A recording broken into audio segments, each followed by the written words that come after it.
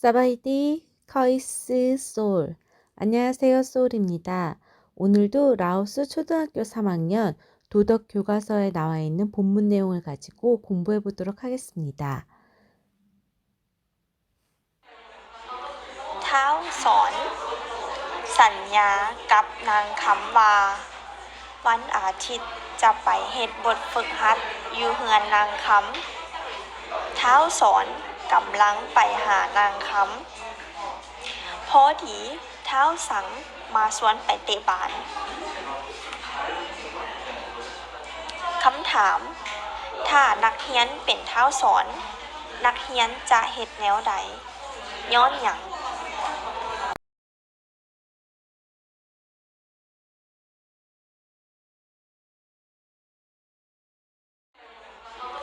ท้าวสอนสัญญากับนางคำว่าท้าวสอนสัญญากับนางคำว่า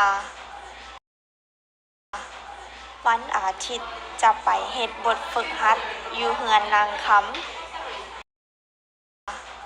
วันอาทิตย์จะไปเฮ็ดบทฝึกหัดอยู่เฮือนนางคำท้าวสอนกำลังไปหานางคำท้าวสอนกำลังไปหานางคำพอดีท้าวสังมาสวนไปเตะบาสพอดีท้าวสังมาสวนไปเตะบาสคำถามถ้านักเรียนเป็นท้าวสอนนักเรียนจะเฮ็ดแนวใดคำถามถ้านักเรียนเป็นท้าวสอนนักเรียนจะเฮ็ดแนวใดย้อนหยังย้อนหยัง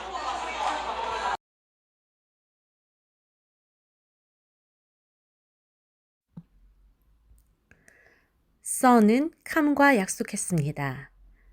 일요일에 공부하러 캄 집에 갈게. 써니 캄에게 가는 중에 마침 쌍이 와서 축구하러 가자고 했습니다. 질문. 만약 학생이 써니라면 어떻게 하겠습니까? 이유는 무엇입니까? ท้าวสอนสัญญากับนางคำว่าวันอาทิตย์จะไปเฮ็ดบทฝึกหัดอยู่เฮือนนางคำท้าวสอนกำลังไปหานางคำพอดีท้าวสังมาสวนไปเตะบาส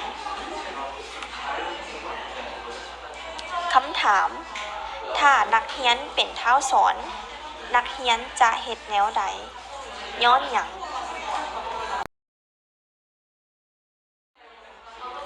ท้าวสอนสัญญากับนางคำว่าวันอาทิตย์จะไปเฮ็ดบทฝึกหัดอยู่เฮือนนางคำท้าวสอนกำลังไปหานางคำพอดีท้าวสังมาสวนไปเตะบาส